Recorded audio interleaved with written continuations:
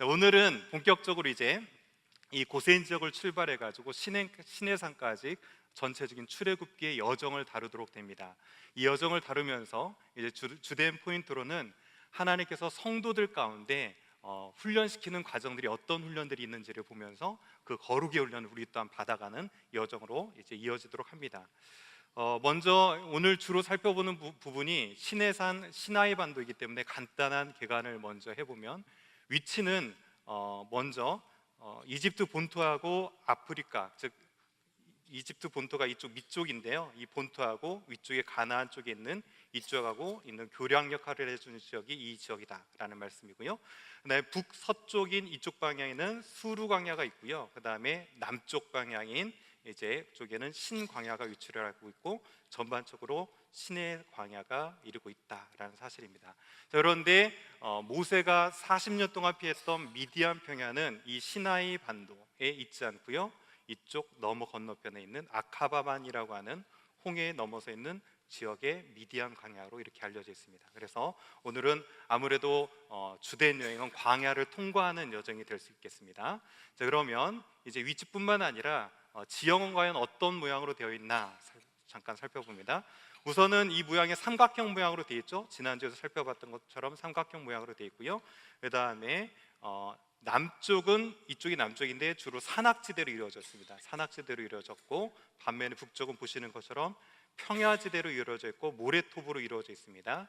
그래서 이 지역은 약간의 농사도 가능하고요, 전반적으로 이 시내산 반도 자체에는 70% 정도는 하루에 1년에 70% 정도는 구름을 전혀 볼 수 없는 화창한 날만 계속되는 지역이 이 지형이다, 이렇게 보시면 되겠습니다. 자, 무엇보다도 이제 중요한 도로는 어디로 흐르고 있는가를 여러분 가운데 이제 잘 주목하셔서 보셔야 돼요. 그래서 이제 도로를 먼저 살펴봅니다.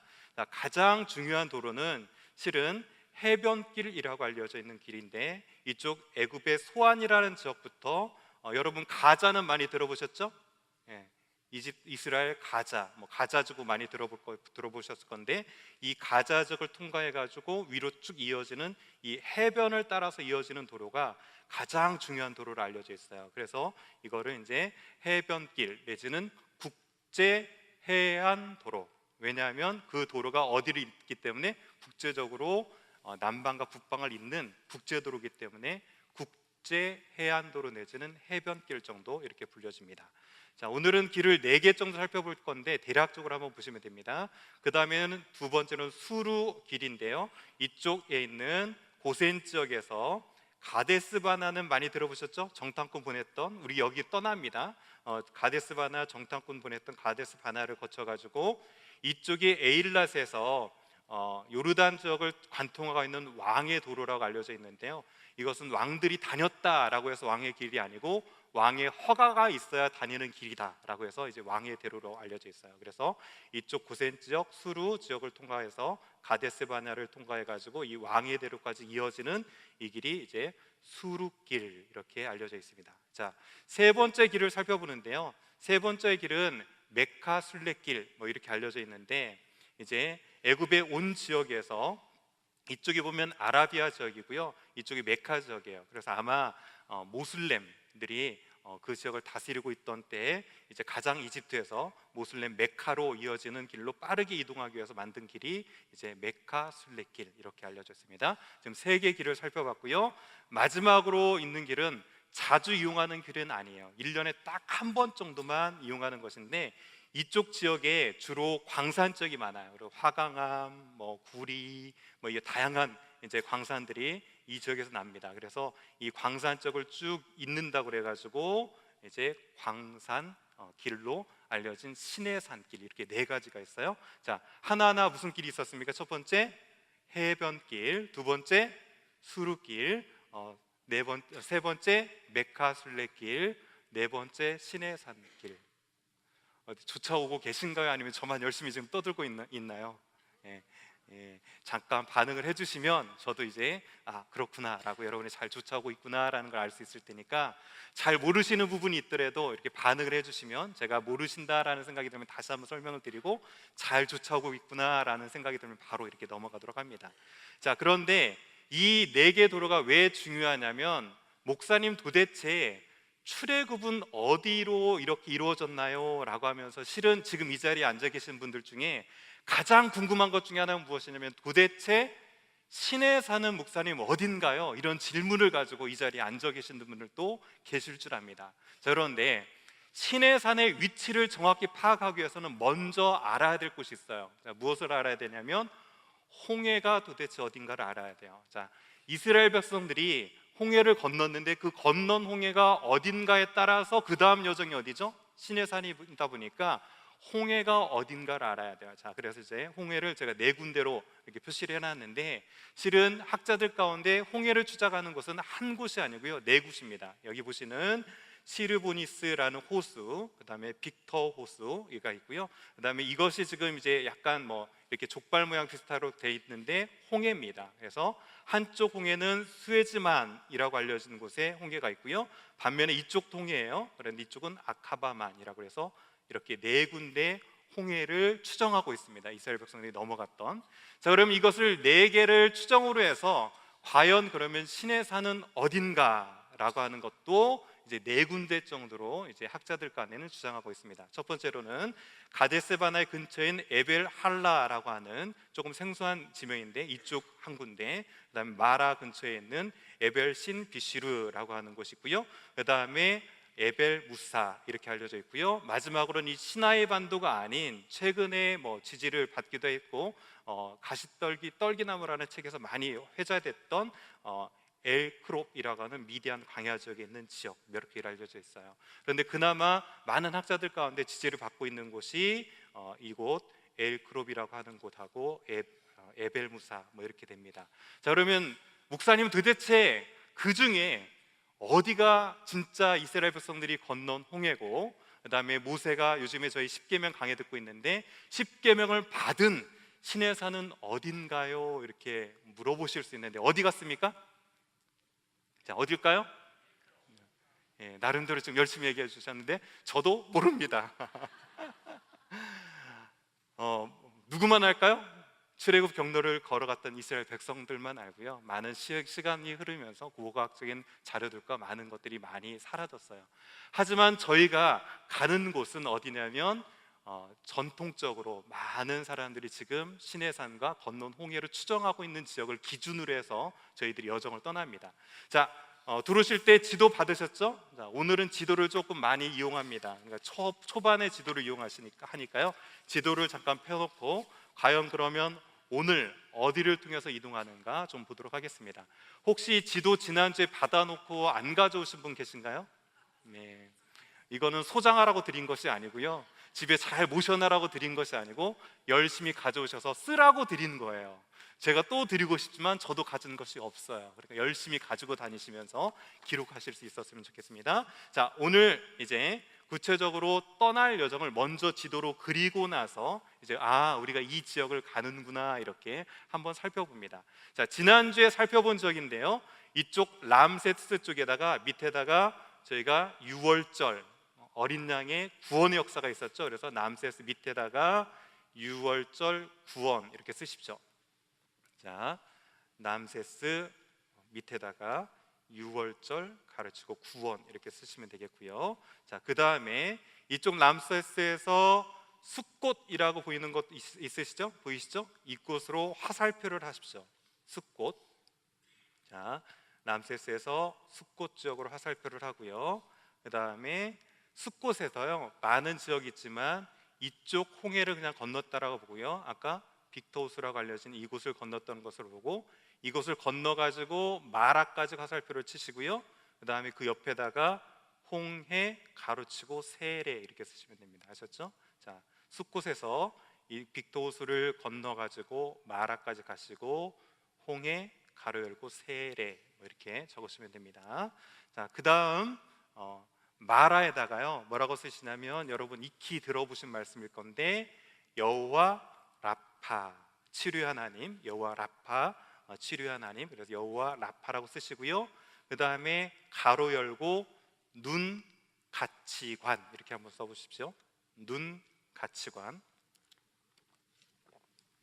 이곳에는 어떤 영적인 의미가 있는지는 우리가 여행하면서 구체적으로 살펴볼 테니까 일단 그렇게 적어 놓으시면 됩니다. 자, 여기까지 적으셨죠? 적으셨죠? 예.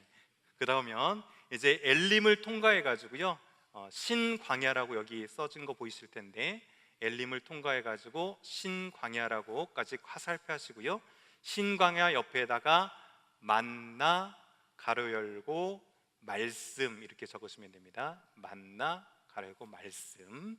조금 뭐 여유가 있으시면 뭐 매출하기까지 적어도 되긴 하는데, 그냥 만나 가로 열고 말씀 정도만 이렇게 적으시면 되겠습니다. 자, 그 다음에 이제 신광야 위쪽에서 출발해 가지고요, 바로 위에 지명에 있는 느비딤이라고 하는 곳에 화살표를 하시면 됩니다. 자, 그리고 느비딤에는 두 가지를 적을 것인데, 첫 번째는 일하고 마사 이렇게 적으시고요, 가로 열고 성령. 자, 일 마사 가로 열고 성령. 이 여호와 니시, 하나님은 우리의 깃발 되신다, 승리의 주님의 이름 여호와 니시라고 하시고요, 가로 열고 기도 뭐 이렇게 쓰시면 됩니다. 자, 이제 끝으로 오늘 마지막 여정인데요, 르비딤에서 시내산까지 화살표를 하시고, 시내산 옆쪽에다가 율법 슬러시하고 성막 이렇게 하시면 됩니다. 자, 시내산 옆에 율법 슬러시하고 성막 이렇게 적으시면 돼요. 자, 어떻게 다 적으셨나요? 시간을 조금 더 드릴까요? 자, 이렇게 적으시고요, 오늘 이제 기본 이렇게 적었던 여정들을 가지고 이제 여러분 핸드아웃 나누려는데, 핸드아웃을 가지고 이제 여정을 좀 본격적으로 출발해 보도록 하겠습니다. 자, 첫 번째로 이제 홍해를 건너는 사건에 대해서 이제 설명을 할 건데요. 자,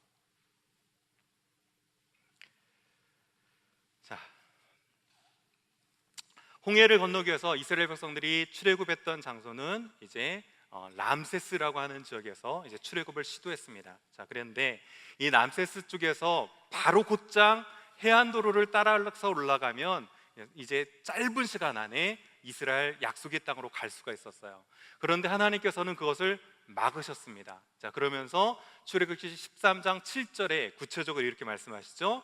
자, 바로가 백성을 보낸 후에 블레셋 사람 땅의 길. 자, 여기에다가 이게 무슨 길이라고 했죠? 제가 해변길이에요. 자, 해변길, 국제 해안도로. 그것은 가까울지라도, 그러니까 가장 가까운 길일지라도 하나님이 그들을 그 길로 인도하지 아니하셨으니, 이는 하나님이 말씀하시기를 이 백성이 전쟁을 하게 되면 마음을 돌이켜서 어떻게 한다고요? 다시금 애굽으로 돌아갈까 하여서 하나님께서 그 길로 가지 못하도록 막으셨다는 사실입니다. 자, 하나님께서 먼저 이렇게 막으셨어요. 그 다음에 막으셨으면 어떤 역사를 펼쳐주셔야 됩니까? 그 다음엔 열어주시는 역사를 펼쳐야죠. 자, 어디로 열어주셨냐면 숲곳이라는 장소로 열어주셨습니다. 자, 숲곳으로 열어주면 여러분이 두 번째 살펴봤던 수루길이라는 길을 통해서도 이제 가나안 쪽으로 들어갈 수가 있었어요. 그런데 하나님께서는 그것도 막으시고 그 다음 어디로 이끄셨습니까? 에담 광야길, 수루길로 인도하셨어요. 그리고 나서 그 광야길에 이제 종착점 중에 하나가 홍해였습니다. 자, 그런데 여기서 이제 퀴즈 하나를 냅니다. 이스라엘 백성들은 홍해를 건너기 전부터 구름 기둥과 불 기둥의 인도함을 받았다, 아니다? 자, 잘 생각하세요. 이스라엘 백성들은 홍해를 건너기 전부터 구름 기둥과 불 기둥의 인도함을 받았다. 아닙니다, 목사님. 홍해를 건너고 나서 본격적으로 광야길을 갈 때 비로소 구름 기둥과 불 기둥의 인도함을 받았다. 자, 어느 것이겠습니까? 그렇죠? 홍해를 건너기 전부터 이미 에담 광야에서부터 구름 기둥과 이제 불 기둥의 인도하심을 받았어요. 자, 구름 기둥과 불 기둥의 인도하심을 받아가지고 간 곳이 어디냐면 아픈 홍해요, 양옆은 산지로 막혀 있는 밑돌이라고 하는 지역으로 딱 들어가게 됐습니다. 자, 이런 상태에서 뒤에는 누가 쫓아오게 됩니까? 애굽 백성이 특별히 선발한 600명의 병거 부대를 가지고 막 몰고 오고 있어요. 자, 여기서 중요한 진리가 하나가 있죠.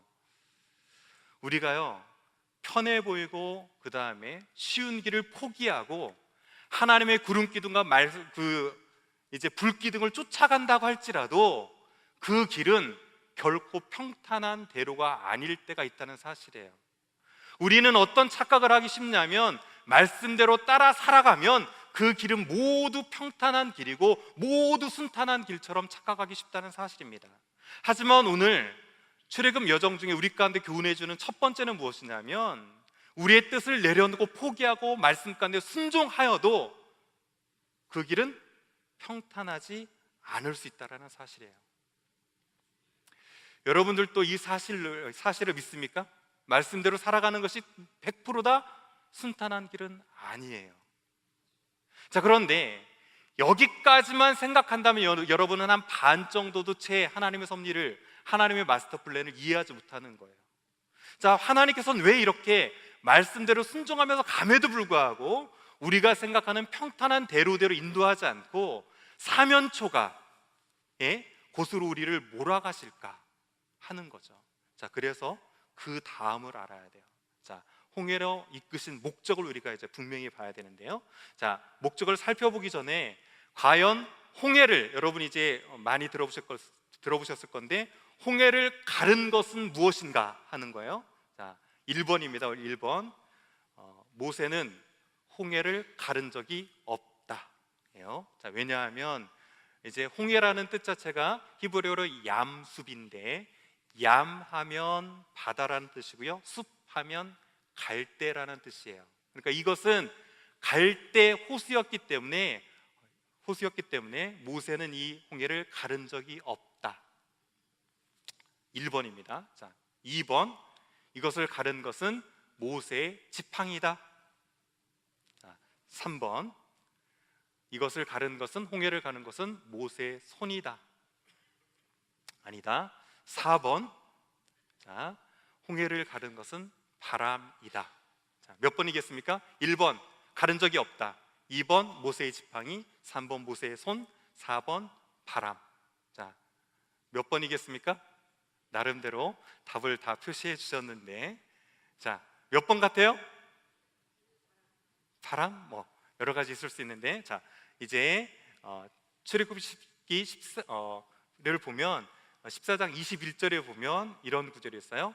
모세가 바다 위로 손을 내밀매 여호와께서 큰 동풍이 밤새도록 바닷물을 물러가게 하시니 물이 갈라져 바다가 마른 땅이 된지라 라고 했어요. 자, 여기서 큰 동풍이라고 했습니다. 자, 큰 동풍이면 시내반도의 동쪽에는, 이집트의 동쪽에는 무엇이냐면 아라비아 사막이 있어요. 자, 그러니까 이 사막 바람이 밤새도록 불어온 거예요. 자, 사막 바람의 특징이 무엇입니까?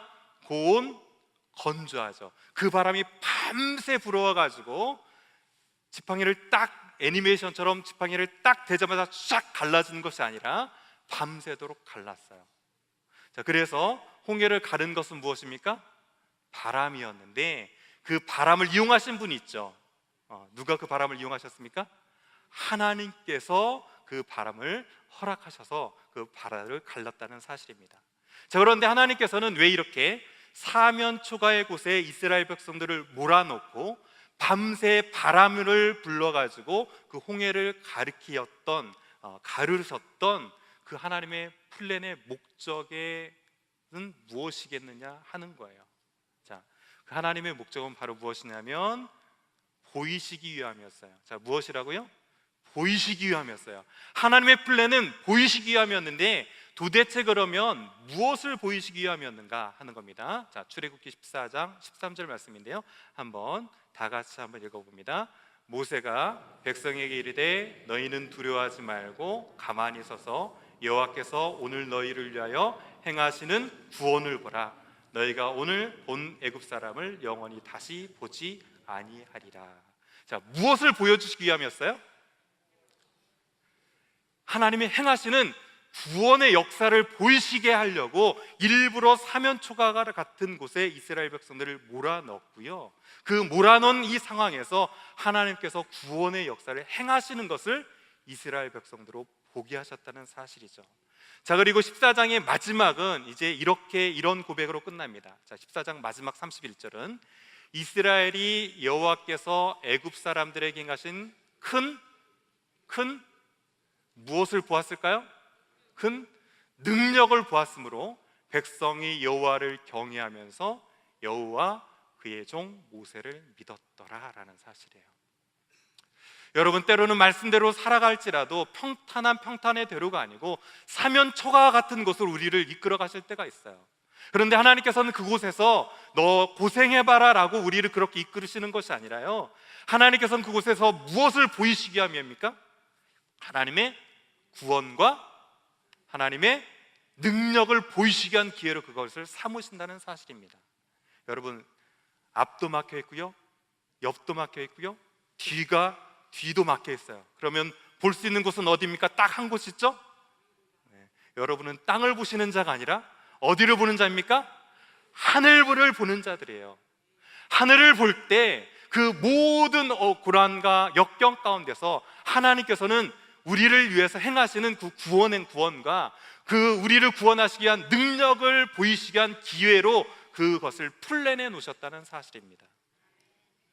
여러분, 그때마다 땅을 보고 좌절하지 마시고, 나를 추격해오는 대적을 보면서 두려워하지 마시고, 믿음을 가지고 눈을 들어 우리를 위해서 행하시는 하나님의 놀라운 구원과 능력을 바라볼 수 있는 귀한 베델의 모든 성도 되어지기를 주님의 이름으로 간절히 축원합니다. 자, 하나님께서는 이렇게 첫 번째 마스터 플랜으로 우리 향한 구원과 능력을 보이시는 기회로 삼아 주셨습니다. 그런데 홍해를 건너고 난 여정은 계속 이제 어디로 이어집니까? 광야로 이어지고 있어요. 자, 그렇다면 하나님께서는 구원과 능력의 것을 볼 수 있는 기회를 주셨을 뿐만 아니라 광야로 이끄시면서 우리를 출애굽시키신 특별한 이유와 목적이 있다는 사실입니다. 자, 출애굽기 19장 4절은 출애굽기 중에서 가장 중요한 구절이라고 할 수 있고, 어찌 보면 모세오경 전체에서 가장 핵심이 되는 구절, 아니 구약에서 가장 핵심이 되는 구절이라고 할 수 있을 만한 중요한 구절입니다. 자, 19장 4절 5절 말씀을 다 같이 한번 읽어봅니다. 시작. 내가 애굽 사람에게 어떻게 행하였음과 내가 어떻게 독수리 날개로 너희를 업어 내 길을 인도하였음을 너희가 보았느니라. 세계가 다 내게 소유하나니 너희가 내 말을 잘 듣고 내 언약을 지키면 너희는 모든 민족 중에서 내 소유가 되겠고, 내가 너희에게 대하여 제사장 나라가 되며 거룩한 백성이 되리라. 이는 이 말을 이스라엘 백성에게 전할지니라. 하나님께서는요, 이스라엘 백성들을 출애굽에서 번성하게 하신 이후에 출애굽하게 하신 목적이 있다는 사실이에요. 그리고 홍해뿐만 아니라 이제 광야 여정을 거치게 하셨는데, 그 광야 여정을 거치게 하신 이유가 있다는 사실입니다. 특별히 레위기서 같은 경우는 전체가 무슨 법입니까? 대부분 제사법이죠.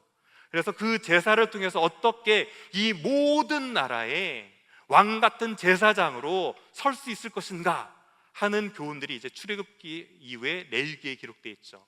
뿐만 아니라 이 여정 하나하나는 그 이스라엘 백성들을 거룩함으로 훈련하시기 위한 특별한 목적이 있었다는 사실입니다. 자, 그리고 레위기서 11장 45절을 보면 나는 너희의 하나님이 되려고 너희를 애굽 땅에서 인도하여 낸 여호와라. 김한효 담임 목사님께서 이 한 구절을 가지고 어떻게 출애굽 여정을 쭉 이끄셨는지 너무 분명하게 이렇게 쭉 말씀해 주셨어요.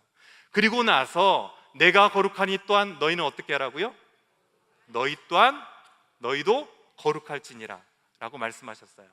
자, 그렇다면 이제 제가 광야의 오늘 4가지 정도의 사건들을 살펴볼 건데요, 그 사건을 부제를 달았어요. 오늘 시리에서 그래서 2편 2강의 부제가 있습니다. 그 부제는 무엇이냐면 바로 이것이에요. 거룩한 백성 에로의 행진이에요. 광야는 우리를 그냥 힘들게 하는 곳이 아니고요, 광야는 우리를 어려움 가운데 줄이게 하는 것이 아니고요, 그 광야는 무엇이냐면 우리를 거룩한 백성으로 훈련시키기 위한 행진의 걸음이 무엇이냐면 광야라는 사실이에요. 하나님께서는 우리가 예수 그리스도를 믿는 순간 천국으로 쑥쑥 들려서 올라가게 하실 수도 있겠지만, 그렇게 하시지 않고 광야 같은 이 땅의 삶을 왜 살아가게 하십니까? 여러분, 그냥 힘들게 하려는 게 아니라는 사실이죠. 정말 이 땅을 살아가는 것이 그리스도인으로서 예수 그리스도를 모신자로서 살아가는 것이 참 힘들지만 이 삶의 여정을 통해서 무엇을 배운다고요? 하나님 아버지의 마음을 품고 하나님의 거룩하심을 닮아가면서 어떻게든 예수 그리스도를 닮고자 하는 몸부림의 삶을 통해서 우리로 하여금 조금 더 거룩한 백성 삼게 하시려는 하나님의 특별한 마스터 플랜이 있었다는 사실이에요. 자, 그래서 여기 적어놓은 말씀 그대로 광야는 거룩한 백성으로의 행진을 위한 훈련장입니다. 여러분 이 사실을 믿습니까? 자, 그러면 이제 하나님께서는 과연 광야에서 어떤 훈련을 통해서 우리를 거룩하게 다듬어 가시는가, 네 가지를 살펴볼 거예요. 잘 보십시오. 여러분의 삶 가운데서 어떤 훈련을 시키고 계신지 한번 잘 보세요. 자, 가기 전에 이제 지형으로 살펴보면 이렇게 시나이 반도가 있습니다. 오늘은 저쪽 마라에섬부터 쭉 해가지고 시내산까지 이르는 여정을 살펴봅니다. 자, 우리의 첫 번째 장소는 마라입니다. 자, 마라는 뜻 자체가 무엇이냐면 쓰다라는 뜻이에요.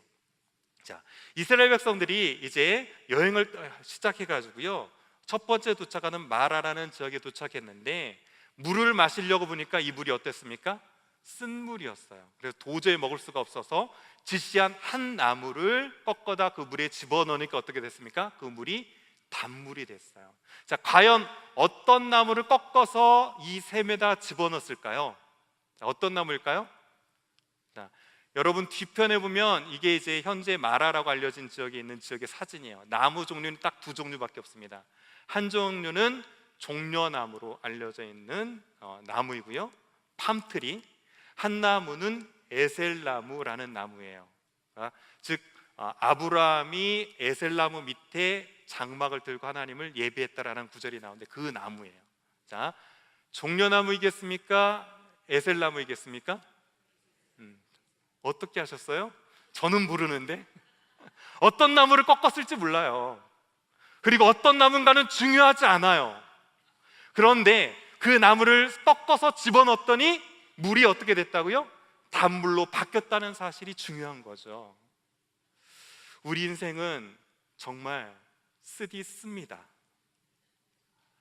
여기 계신 분들 중에 동의 안 하시는 분도 계실 수 있는데 저는 인생 살아보니까요, 죄송합니다 어르신들, 인생 좀 살아보니까요, 쓰더라고요. 이 인생의 쓴물을 주님께서는 단물로 바꾸신다는 사실이에요. 우리의 슬픔을 기쁨으로 바꾸시는 분이 주님이시고, 우리의 근심을 찬양으로 바꾸시고, 우리의 고통을 희락으로 바꾸시는 분이 하나님이라는 사실이에요. 자, 그런데 그 나무가 어떤 나무인지는 중요하지 않지만 들어간 나무를 딱 연상할 때 우리 인생의 쓴물을 단물로 바꾸시는 그분의 나무, 무엇이 연상됩니까? 무엇이 연상되죠? 그렇죠, 십자가가 연상되지 않습니까? 우리 인생은 정말 쓰디쓴 인생이었지만 우리가 예수 그리스도의 십자가를 마음에 품을 때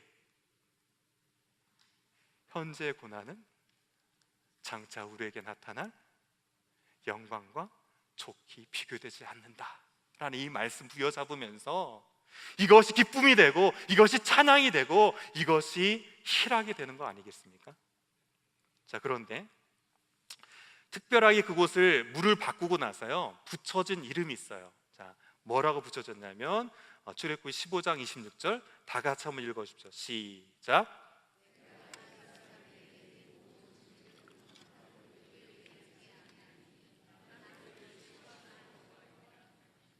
나는 너희를 치료하는 여호와임이니라.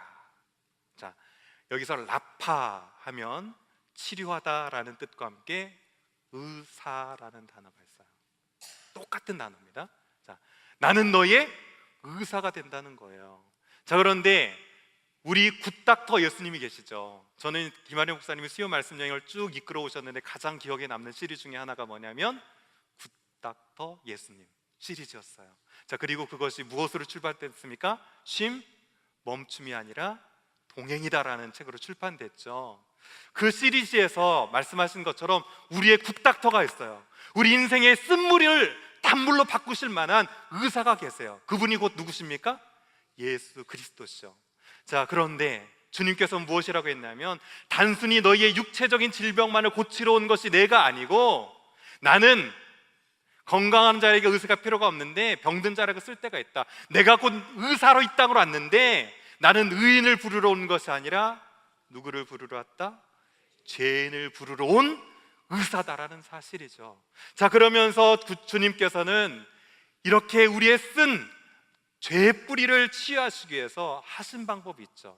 이사야서 53장 5절 말씀. 그가 찔림은 우리의 허물 때문이요 그가 상함은 우리의 죄악 때문이라. 그가 징계를 받음 우리는 평화를 누리고 그가 채찍에 맞음으로 십자가 지심으로 우리는 나음을 받았느니라. 아멘, 할렐루야죠.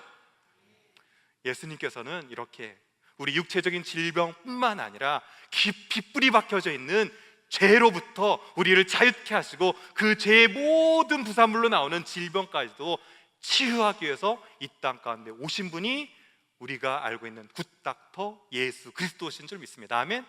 오늘 또 그분을 붙들므로 우리 삶의 회복의 치유의 역사가 일어나는 귀한 은혜가 있기를 간절히 축원합니다. 자, 그런데 오늘 홍해를 건너는 첫 번째 이적이 무엇이었습니까? 이렇게 물을 샘을 바꾸는 거였어요. 자, 그런데 잘 생각해 보면 여러분 엘리사와 예수님의 첫 이적을 떠올려 보십시오. 자, 엘리사의 첫 이적은 무엇이었을까요? 자, 여러분 털보와 대머리 시리즈가 끝난 지가 별로 안 됐습니다. 자, 우리 대머리 아저씨 엘리사 첫 번째 옷을 딱 주워가지고 여리고 그 요단강을 쫙 갈라가지고 넘어가지고 여리고에 도착하자마자 첫 번째 일을 했어요.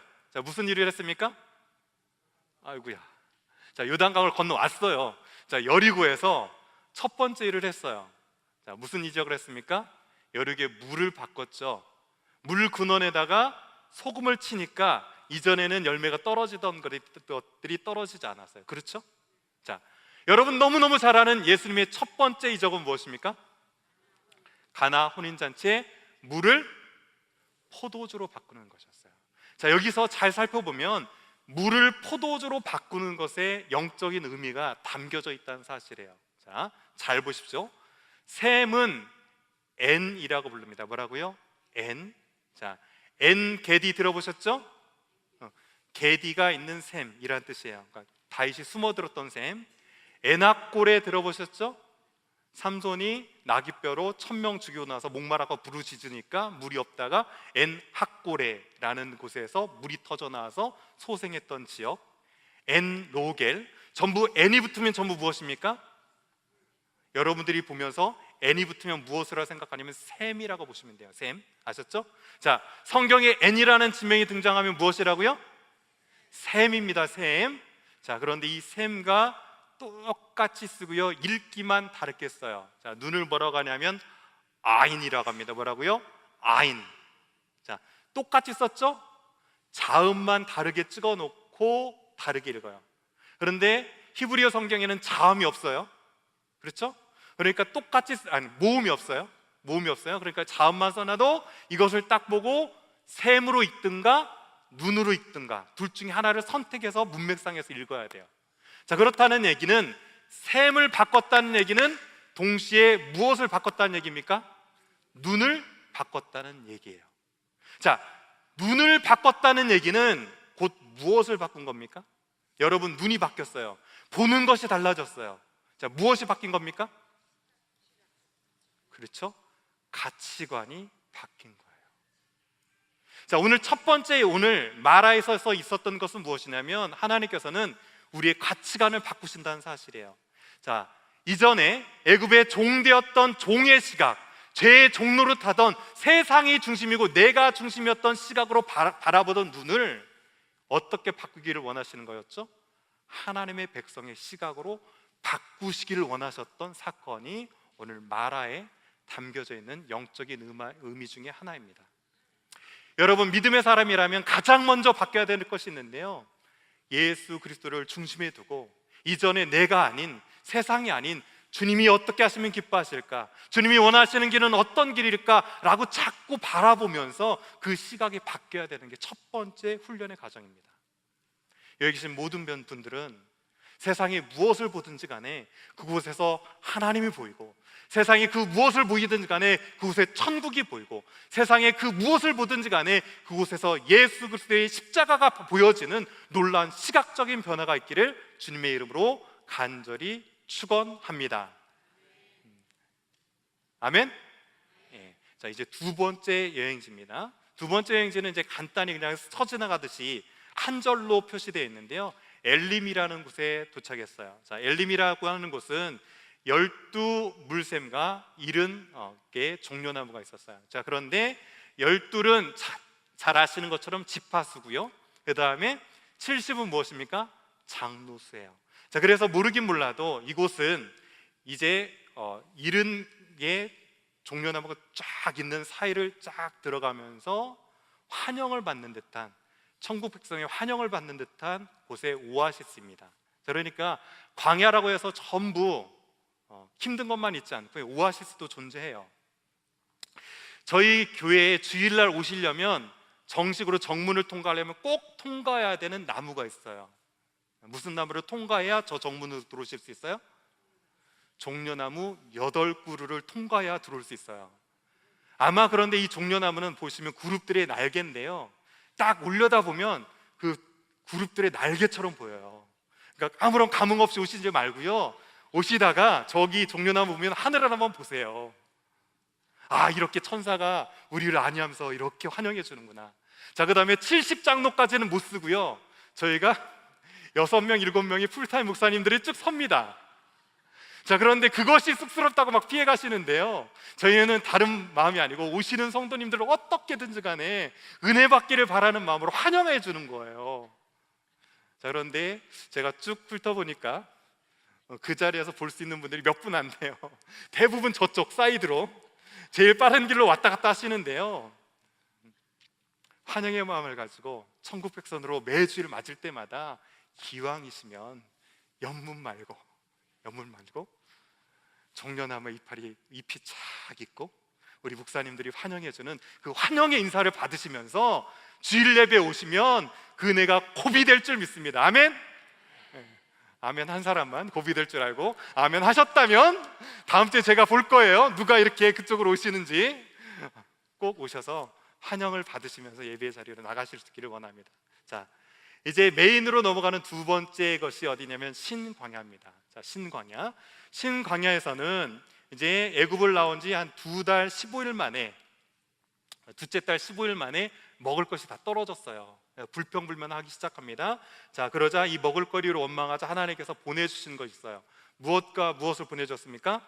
만나와 메추라기를 보내주셨어요. 자, 그런데 이 만나라는 게 what is it? 이게 도대체 이게 무엇이냐라는 거예요. 뜻 자체가 만이라는 히브리어 자체가 마라고 하면 what이라는 의문사인데요, 만나면 이것이 도대체 무엇이냐 하는 거예요. 자, 만나의 그래서 모양과 맛에 대해서 드러나는 이제 성경 구절을 잠깐 살펴봅니다. 자, 출애굽기 16장 13절을 보면 이슬이 마른 후에 광야 지면에 작고 둥글며 서리같이 가는 것이 있는지라. 자, 뭐라고요? 작고 둥글면서 서리 같은 것이 있다라고 했고요. 자, 그 다음에 그것은 가시같이 희고 맛은 어떻게 됐다고요? 꿀 섞은 과자 같더라 라고 되어 있어요. 자, 여러분 만나를 보신 적이 있나요? 자, 보신 적이 있나요? 안 보셨어요? 네. 오늘 만나 좀 보여드릴까요? 네. 원하시면 보여드리고 안 하시면 뭐 저는 넘어가도 상관없고 저는 봤으니까. 자, 만나 좀 보여드려요? 네. 자, 이것이 광야에서 자라는 만나라는 풀입니다. 자, 잘 보시면 조금 큰 사진이면 더 좋은데 끝에 하얗게 맺혀 있는 거 있죠? 자, 보이시는 분들만 보여요, 믿음으로. 신의 광야 오는 그 신광야라고 하는 곳에 있는 지역들의 것을 찍은 거예요. 잘 보면 그 풀 끝에 하얗게 조그만하게 맺힌 것들이 있어요. 그렇죠? 자, 그 다음에 잘 보면 가시 같고라고 되어 있는데, 여러분 이 가시, 라고 하면 여러분 생소하지만 실은 이게 가시가 아니고요, 고스풀의 실란트로 아시죠? 실란트로의 씨앗을 여기서는 이제 가시라고 표현했어요. 그렇게 동그랗게 생겼어요. 자, 그런데 제가 만나러 보여드린다고 했지만 이 식물에서 나는 끝에 것을 얼마나 채취해야 200만이 먹을 수 있겠습니까? 오늘날 가보면 풀이 몇 폭이 있지만 200만이 먹을 정도가 되지 않아요. 그러니까 어림짐작해서 이런 모양이지 않을까라고 추정은 가능하지만 이것이 만나는 아닙니다. 그렇죠? 무엇으로 설명될 수 있습니까? 학자들은 이렇게 해가지고 우리 이해를 돕을 수 있는 풀을 가지고 우리 이해를 돕고 있긴 하지만 인간의 이성을 뛰어넘어서 궁극되는 것이 무엇이냐면 하늘에서 내리는 만나예요. 자, 그러면 이 만나가 가지고 있는 의미는 무엇일까요? 하는 거예요. 자, 출애굽기 16장 4절 말씀입니다. 한번 다 같이 한번 읽어주시죠. 시작.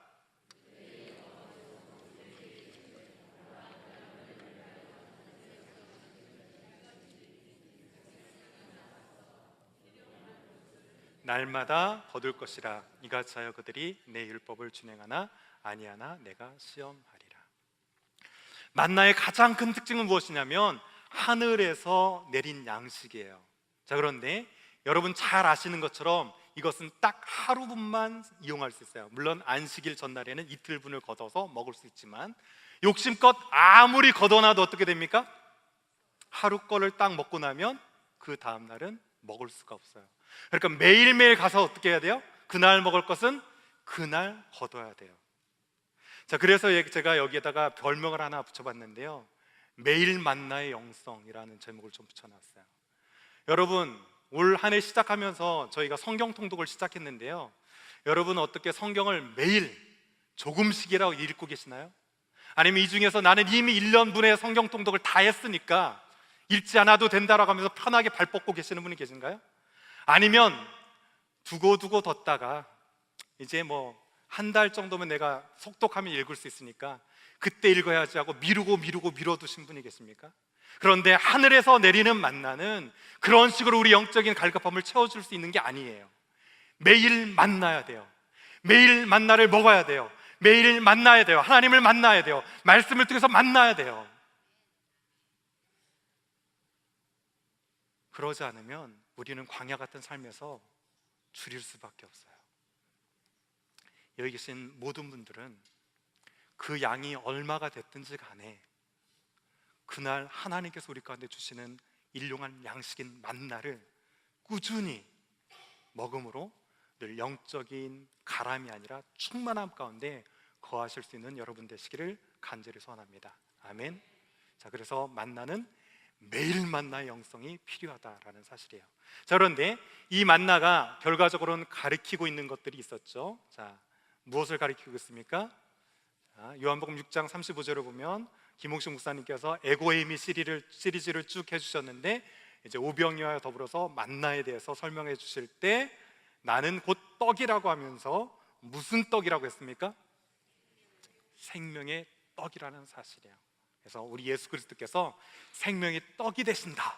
이 생명의 떡 되신 예수 그리스도를 사람은 먹을 것으로만 사는 것이 아니라 하나님 말씀으로 살 것이라는 이 진리를 부여잡을 수 있도록 교훈해 주는 곳이 어디냐면 신광야입니다. 자, 그 다음에 이제 느비딤으로 여행을 떠납니다. 느비딤에서는 두 가지 사건이 있었어요. 두 가지 사건이 있었는데 잘 기억해 주십시오. 첫 번째는 어떤 사건이냐면 마사 무리바라고 알려지는 사건인데요. 자, 느비딤이라고 하는 뜻 자체가 무엇이냐면 쉬는 장소, 원기 회복이라는 뜻이 있어요. 자, 뭐라고요? 쉬는 장소, 원기 회복이라는 뜻 자체가 느비딤이 가지고 있는 단어예요. 자, 그리고 제가 찍어놓은 이 사진 자체가 현대 느비딤이고요. 보시면 나무들 사이에 무엇이 보입니까? 물이 있죠. 자, 그러니까 느비딤에 가면 쉴 수 있고 원기를 회복할 수 있다라고 믿고 가는 곳이 어디냐면 느비딤이에요. 자, 그런데 느비딤에 막상 가보니까 무슨 일이 벌어집니까? 마실 물이 없었어요. 자, 그래서 모세가 어떻게 합니까? 원망하는 이스라엘 백성들을 향해서 지팡이로 반석을 치자 어떻게 됐죠? 물이 나왔어요. 자, 그런데 하나님께서는 이 불평했던 이 사건을 두고 무엇이라고 하냐면 너희가 나를 시험하였다 라고 해서 붙여진 이름이 마사라는 뜻이죠. 자, 이스라엘 백성들이 기대했던 바가 있어요. 느비딤에 가면 쉬는 장소고 원기를 회복할 수 있겠구나. 이쯤 걸어가서 어려움을 당했으면 이제 회복이 기다리고 있겠구나 라면서 기대하면서 갔어요. 자, 그런데 그곳에 회복이 아니라 갈증이 기다리고 있었죠. 그러자 그들이 기대와가 달랐던 이 갈증으로 인해서 불평했어요. 자, 불평했어요. 그런데 하나님께서는 불평했다고 하지 않고 그것을 무엇이라고 얘기합니까? 너희가 나를 시험하였는데 무엇을 시험하였다? 내가 있는지 없는지 나의 존재 자체에 대해서 시험했다라고 얘기하고 있습니다. 그래서 우리는 특별히 조심해야 돼요. 우리는 불평한다고 불평하지만 그 불평은요, 실은 하나님을 시험하는 것이고요, 그 시험은 더 나아가서는 하나님의 존재 자체를 우리가 저울질하는 것이 될 수 있기 때문에 믿음의 사람은 특별히 불평하는 이 문제에 있어서 조심하셔야 됩니다. 히브리서 11장 6절을 보면 믿음이 없이는 하나님을 기쁘게 하지 못하나니 하나님께 나가는 자는 반드시 그가 계신 것과 또한 그가 자기를 찾는 자들에게 상 주시는 자이심을 믿어야 할지니라. 아멘. 이 믿음 가지고 여러분의 기대와 다른 것들이 여러분을 기다리고 있다고 할지라도, 세상의 이름 뜻과 다른 것이 여러분을 기다리고 있다고 할지라도 불평하지 않기를 간절히 축원합니다. 하나님의 존재를 시험하는 그런 우둔한 일을 행하지 않기를 주님의 이름으로 간절히 축원합니다.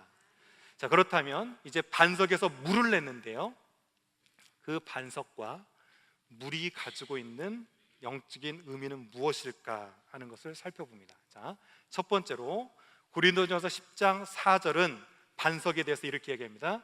다 같은 신령한 음료를 마셨으니, 지금 이 사건을 두고 얘기한 거예요.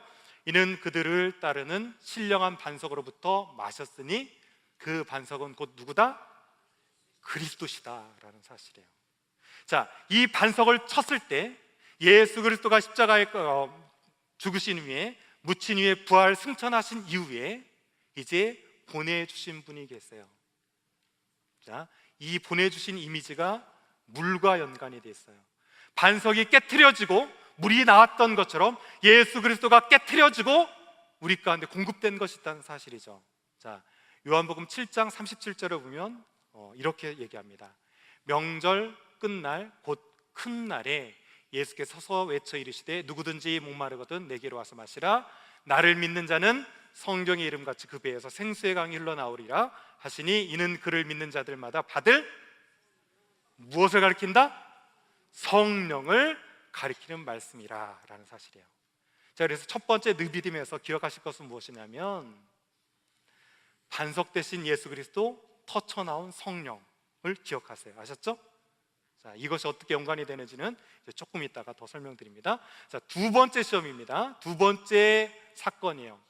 자, 이 느비딤을 통과할 때 이제 공격했던 사람들이 있어요. 누가 공격했습니까? 아말렉이 공격했어요. 자, 그런데 이 아말렉은 하나님께서 어떻게든지 모두 처단하도록 했어요. 그래서 사울에게도 첫 번째 미션이 주어졌을 때 어떤 미션이 주어졌냐면 모든 아말렉을 진멸하도록 했죠. 그런데 그 사울이 이제 눈에 보기 좋은 것들을 살려줘서 진멸하지 않았던 것, 하나님께서는 이 아말렉을 진멸하라고 했는데 왜 그렇게 아말렉을 진멸하도록 명령해 놓으셨을까? 그것을 알 수 있는 것이 신명기 25장 17절의 말씀에 보면 그들이 어떻게 공격했는가를 보면 알 수 있고요, 그 공격을 보면 사단이 우리를 공격하는 양상과 비슷하게 비춰집니다. 자, 너희는 애굽에서 나오는 길에 아말렉이 내게 행한 일을 어떻게 하라고요? 기억하라.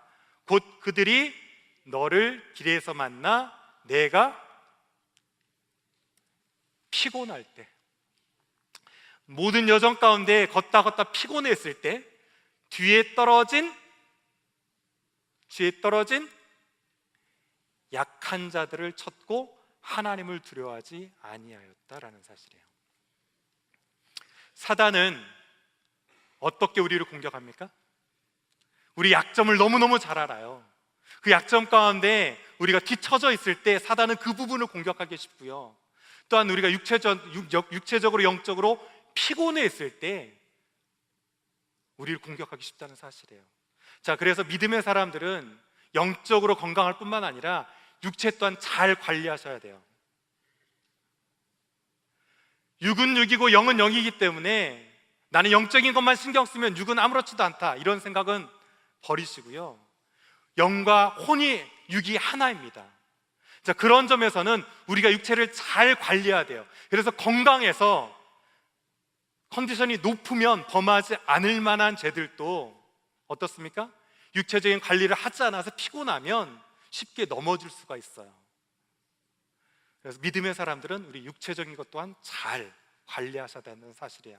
자, 그런데 이런 공격이 있을 때 이제 그러면 이 사건을 어떻게 승리로 이끌었는가가 더 중요하죠. 물론 사단이 우리를 어떻게 공격하는가도 잘 알아야 되겠지만 무엇을 더 잘 알아야 되죠? 그 공격이 있을 때 이것을 어떻게 방어해서 막아낼 수 있을까 하는 것이 더 중요할 수 있겠죠. 자, 승리의 비결입니다. 자, 한번 출애굽기 17장 10절 말씀 다 같이 한번 읽어주시기 바랍니다. 시작.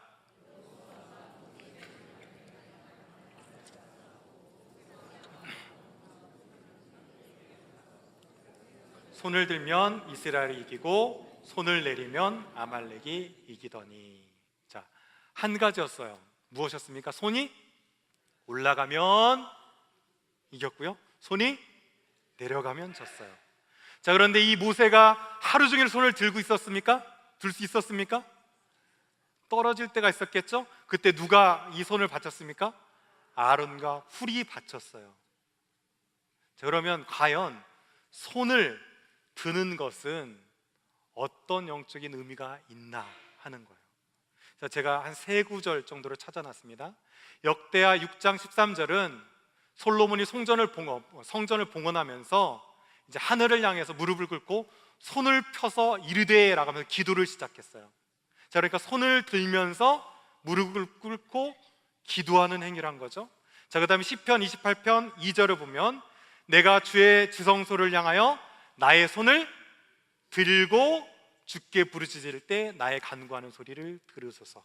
자, 그리고 디모데전서 2장 8절 거룩한 손을 들어 기도하기를 원하노라. 자, 손을 드는 것은 무엇을 뜻했습니까? 기도를 뜻하는 거죠. 자, 손은 어떻게 보면 항복하는 것이고요, 더불어서 기도하는 것이에요. 영적인 싸움으로 이길 수 있는 하나님께서 주신 우리 가운데 그 무기 중에 하나는 무엇이냐면 기도하는 것입니다. 아멘. 그런데 나 홀로 기도하는 그 기도 물론 중요하지만 함께 손을 떠받치고 기도하는 공동체적인 기도가 너무너무 중요하다는 사실이에요.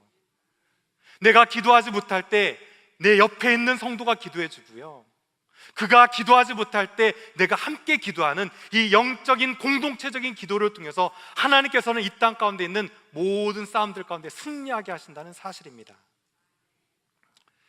그래서 실은 손을 드는 것은 하나님, 나는 할 수 없습니다 라는 고백이고요, 여호와 니시, 당신은 나의 깃발입니다, 승리의 깃발입니다 라는 고백처럼 하나님, 당신은 나의 대장이 되십니다. 전쟁은 나에게 속한 것이 아니고 하나님 당신에게 속한 것이기에 내가 싸우려면 패배하지만 주님께서 싸워주시면 승리할 수 있습니다 라는 믿음의 고백이 바로 기도요, 기도의 손을 높이 드는 것이라는 사실이죠. 여러분, 우리가 피곤할 때 우리 연약함을 공격하는 그 사단의 어떠한 공격 가운데도 우리가 공동체적으로 하나 되어져서 기도할 때 결코 패배하지 않는 승리의 역사가 저와 여러분 가운데 있을 줄 믿습니다. 아멘. 자, 이렇게 해서 저희가 네 군데 장소를 빠르게 왔어요. 자, 첫 번째 마라라는 곳을 거쳤고 신광야, 중간에 엘림, 그 다음에 느비딤 두 사건이에요. 자, 그리고 나서 이른 곳이 어디냐면 시내산이죠. 자, 시내산에서는 크게 두 가지를 받았습니다. 이제 출애굽기 19장부터 24장까지는 율법을 수여하는 장면이에요. 자, 그리고 25절부터 31절까지는 성막에 대해서 수여하는 부분이에요. 자, 그런데 율법에 대해서는 제가 간단히만 정리합니다. 왜냐하면 김한희 목사님이 지금 십계명 강의를 하고 계시잖아요. 근데 제가 목사님 첫 번째 강의를 딱 들으면서 무릎을 팍 치면서 역시 목사님, 제가 하고 싶은 말 속 시원하게 해주신다, 제가 할 말 다 하신다, 뭐 이렇게 생각을 했는데요. 자, 율법에서 가장 중요한 건 무엇이냐면 율법을 주신 시점이에요. 자, 무슨 얘기냐면, 자, 유월절 어린 양을 잡아서 문설주와 임방에 피를 바르기 전에 율법을 주셨습니까? 아니면 그 구원의 역사를 거쳐서 홍해를 거쳐서 이 사건을 다 마친 이후에 율법을 주셨습니까? 언제 율법을 주셨죠? 자, 유월절 전이 아니고 오늘 그 모든 것을 통과하고 시내산에서 주셨어요. 자, 이것이 왜 중요하냐면, 구원 전에 율법이 주어졌다면 율법은 어떤 수단으로 주어졌습니까? 구원받기 위한 수단으로 주어진 게 율법이에요. 하지만 구원받은 이후에 율법이 주어졌다는 것은 무엇을 뜻합니까?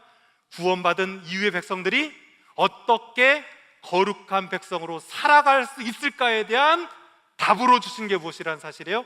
율법이라는 사실이에요. 그래서 구원은 율법에 있지 아니하고요, 율법은 우리의 거룩한 백성의 행로를 지시해주는 나침반과 같은 역할을 해주는 게 율법이다. 자, 이 정도가 실은 핵심입니다. 아셨죠? 이 핵심을 가지고 김한희 목사님이 4계명부터 또 계속 이어서 풀어주실 테니까 잘 보시고요. 오늘은 시내산에서 받은 성막의 특징적인 부분을 살펴봅니다. 자, 잘 보시면 첫 번째, 여러분 그 지도를 반으로 뒤집어서 접으면 여기 보면 성막 지도가 성막 평면도가 있어요. 그러니까 성막 평면도를 딱 펴놓으시고 거기에다가 이제 표시하시면 됩니다. 자, 첫 번째 보시는 곳이 어디냐면, 자, 번제단 보이시죠? 번제단 있고요. 그 다음에 이거는 이제 뜰에 있는 기구들만 잠깐 살펴보면 두 번째가 물두멍이에요. 자, 그런데 번제단은 우리가 무엇을 떠올릴 수 있냐면 유월절 어린 양을 떠올릴 수 있어요. 자, 그렇죠? 이 번제단에서 양을 잡아서 피를 흘림으로 구원의 역사가 시작되는 것으로 보면, 어떻게 보면 번제단이 유월절에 어린 양의 구원의 역사를 떠올릴 수 있는 기구 중에 하나입니다. 자, 그 다음에 고린도전서 10장 2절을 보면 모세에게 속하여 다 구름과 바다에서 무엇을 받았다고 얘기하죠? 세례를 받았다고 얘기합니다. 물두멍은 이제 번제단에서 양을 잡고 몸을 깨끗이 씻는 것이 무엇이냐면 물두멍이에요. 그렇다면 이 물두멍은 무엇과 조금 비슷합니까? 홍해의 세례하고 조금 비슷한 이미지로 맞물려지나요? 자, 그 다음에 이제 구체적으로 성소 지성소로 한번 들어가 봅니다. 자, 세 가지 물건이 있는데 첫 번째 들어가서 오른편 쪽에 있는 게 떡상 내지는 진설병 상, 뭐 이렇게 알려진 떡상이 있죠. 자, 그 다음에 왼편에는 금촛대라고 불리기도 하고 등잔으로 알려진 7개의 촛대 모양으로 된 이것이 등잔이 있습니다. 자, 그런데 떡상, 생명의 떡 대신 예수 그리스도는 무엇을 떠올리게 합니까? 말씀을 떠올리게 하죠. 자, 그 다음에 등잔은 무엇을 뜻할까라고 살펴보면 계시록 4장 5절을 보면 이렇게 되어 있습니다. 보좌 앞에 현 등불 7이 있으니 이는 하나님의 7 영이라고 했어요. 이 촛대 개수가 몇 개냐면 7개거든요. 자, 그러니까 이 등잔은 무엇을 떠오르게 합니까? 성령을 떠오르게 하죠. 그렇죠? 자, 여기까지는 어느 정도 메이크 센스 합니까? 예. 너무 목사님 비유적으로 푸는 거 아닙니까? 라고 생각하실 수 있는데, 뭐 비유적으로 느끼셔도 상관은 없지만 제가 보기에는 이렇게 풀 수도 있겠다라는 생각이 드는 거죠. 자, 그 다음에 이제 분향단이 있고, 그 앞에 분향단이 있고, 그 분향단은 무엇을 뜻하는가? 계시록 8장 3절을 보면 다른 천사가 와서 제단 곁에 서서 금향로를 가지고 많은 향을 받았으니, 향을 받았어요.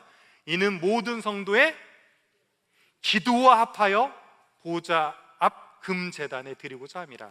자, 그래서 향기는, 분향은 곧 무엇을 뜻합니까? 기도를 뜻한다 라고 볼 수가 있어요.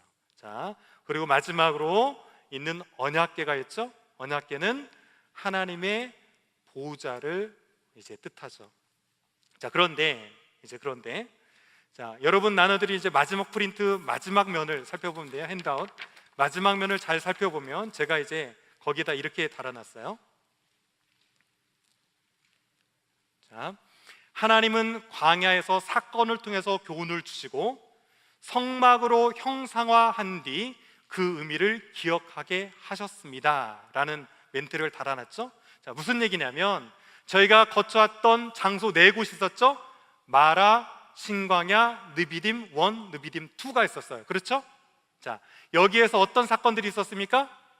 자, 마라는 쓴물을 단물로 바꾸는 사건이 있었고, 신광야에서는 하늘에서 양식이 내렸고, 그 다음에 느비딤 첫 번째 사건은 반석에서 물이 나왔고, 그 다음에 느비딤 2에서는 손을 들어서 승리를 거뒀죠. 자, 그렇다면 이것이 어떻게 요약하는 핵심 단어로 요약될 수 있는가? 첫 번째 마라는 여호와 치료의 하나님 여호와, 그렇죠, 라파의 하나님이었고요. 그 다음에 신광야는 만나가 내려졌던 곳이고요. 그 다음에 느비딤 첫 번째는 마사, 시험하다, 무리바, 다툼이라는 단어의 뜻으로 요약되어 있었고요. 그 다음에 느비딤 두 번째 사건, 손을 들어서 이겼던 것은 무엇입니까? 여호와 니시, 승리의 깃발이었어요. 자, 그 다음에 이제 성소하고 지성소로 들어가 보면 4가지 물건이 있었어요. 그렇죠? 자, 4가지 물건이 있었어요. 자, 첫 번째가 지성소에 무엇이 있었습니까? 언약궤가 있었죠? 자, 그 다음에 성소에 들어가서 오른쪽에 무엇이 있었습니까? 진설병 상이 있었어요. 떡상이 있었어요. 왼편에는 무엇이 있었습니까? 7 촛대 등잔이 있었죠. 자, 그리고 가운데는 분향단이 있었어요. 자, 그렇죠? 자, 그런데 언약궤는 제가 하나님의 보좌라는 말씀을 드렸고, 마라의 물을 쓴물에서 단물로 바꾼 것은 가치관의 변화라고 그랬어요. 하나님의 보좌에 우리 마음 가운데 하나님을 모신 자는 가치관이 변화된다라는 것을 이제 언약궤를 통해서 성부 하나님에 대해서 조명해 주시는 거죠. 자, 그 다음에 신광야의 사건과 떡상은 무엇으로 매치가 됩니까? 성자 예수 그리스도 만나에서 말씀으로 매칭이 되죠. 자, 그 다음에 느비딤 반석 대신 예수 그리스도가 깨어질 때 무엇이 나왔어요? 물이 나오면서 그 물은 무엇을 상징한다고 그랬습니까? 성령을 뜻한다고 했습니다. 뿐만 아니라 등은 곧 7개의 영, 성령을 뜻한다고 말씀드렸죠. 그리고 마지막으로 분향단은 느비딤은 손을 드는 것과 동시에 기도로 성도를 가리켜요. 자, 그래서 잘 보면 4가지 여정과 정확하게 성막의 4가지 기구들이 성부, 성자, 성령 삼위일체 하나님과 성도가 어떤 조화를 이루면서 거룩한 삶을 살아갈 수 있는가를 하나님께서 형상화해서 기억할 수 있도록 심어주신 것이 오늘날 성막이라는 사실입니다. 자, 오늘 이제 말씀을 마치면서요, 여러분 다른 것은 잊어버리더라도 이 성경 구절만큼은 꼭 기억해 주셨으면 좋겠습니다. 자, 다 같이 한번 읽어봅니다. 시작. 나는 너희의 하나님이 되려고 너희를 애굽 땅에서 인도하여 낸 여호와라. 내가 거룩하니 너희도 거룩할지어다. 아멘. 우리는 하나님께 거룩함을 명받은 사람들이에요. 그렇지만 나 스스로 거룩해질 수 있는 것이 아니고 성부, 성자, 성령 삼위일체 역사 안에 우리가 들어가서 오늘 또 우리의 눈을 바꾸고 말씀과 기도 중에 성령을 의지하면서 그분을 쫓아나갈 때 하나님께서는 우리를 거룩함으로 다듬어 가시고 성화시켜 주셔서 마지막 그날에 하나님을 닮은 영화로운 존재로 창조하시는 귀한 역사가 있을 줄 믿습니다. 오늘 또 광야 같은 이 삶을 살아갈 때 세상에 영향을 받는 것이 아니라 오히려 거룩한 영향력으로 세상을 거룩하게 변화시키실 수 있는 베델의 온 성도들 되어지기를 주님의 이름으로 간절히 축원합니다. 아멘. 자, 이제 오늘 이 말씀들을 기억하시면서 다 같이 좀 찬양했으면 좋겠어요. 보라, 너희는 두려워 말고, 보라 너희는 두려워 말고, 보라 너희를 인도한 나를, 보라 너희는 지치지 말고, 보라 너희를 구원한 나를, 너희를 지도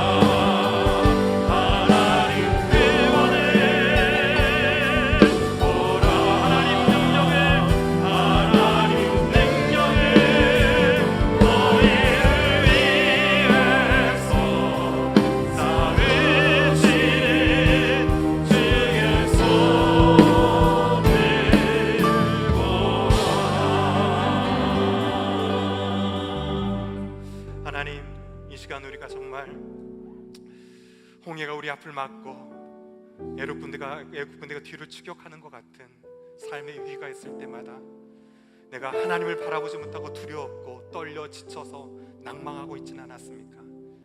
너의 믿음의 눈을 열어 내가 행하는 구원과 능력을 보라.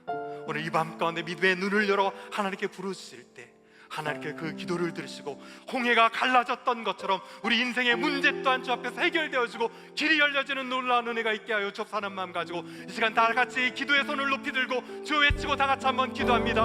주여, 아버지 하나님,